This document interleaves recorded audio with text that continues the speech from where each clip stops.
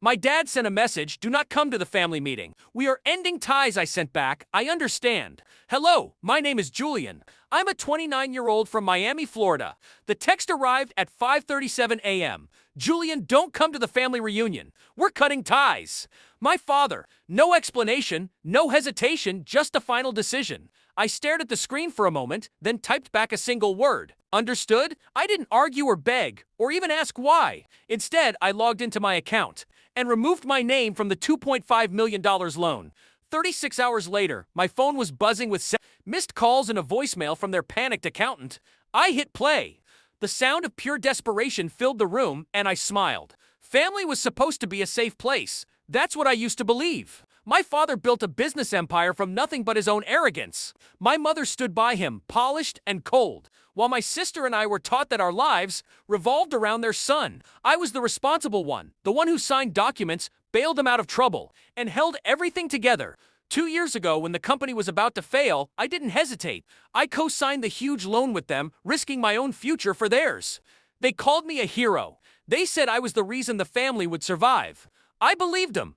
I thought loyalty meant something, but for them, loyalty was just a tool they could use against me. It started subtly, the hushed conversations when I entered a room, the way my sister avoided my gaze during board meetings, the sudden decision to host a reunion without telling me, and then came the text. It was short, brutal, and final, cutting me out after everything I had sacrificed. That was the moment I realized I wasn't really family. I was just collateral. I didn't get angry. I didn't cry. Instead, I thought about that $2.5 million loan, my signature alongside theirs.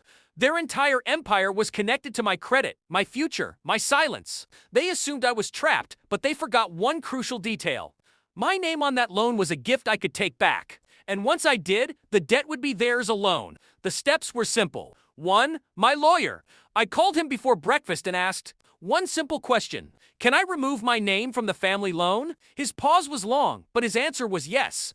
To the paperwork, I went through every form and every rule with a surgeon's precision. 3. The timing. I filed the documents on a Friday afternoon. Right as the banks were closing for the weekend, the storm would hit them Monday morning. By Saturday night, their accountant had found the missing signature.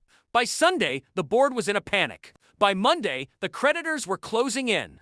I didn't have to do anything else. I had simply stepped away and let gravity do the rest. When the calls came, I ignored them. My father's voice, frantic and broken, came through on voicemail after voicemail. "Pick up! We can fix this. You don't understand what you've done. Please don't do this to your family." Now, the word wasn't a shield, but a plea. On the 79th call, I finally answered. His voice cracked. "You've ruined us." My tone was even. "No, Dad, I just stopped letting you use me as insurance." There was silence, then rage, then begging. I let him go on, spilling his desperation, every word only proving I made the right choice. Finally, I ended the call with the same word. I had started with understood and hung up. They had decided to cut ties. I just believed them. In less than a week, the empire my father built began to fall apart from the inside. Banks demanded their money. Partners left. My sister was frantic. But without me, the foundation crumbled. And for the first time in my life, I felt truly free. No more contracts tying me to their mess. No more loyalty twisted into chains. They wanted me gone. And now they had exactly what they asked for. But what they didn't realize was this. I wasn't the weak link.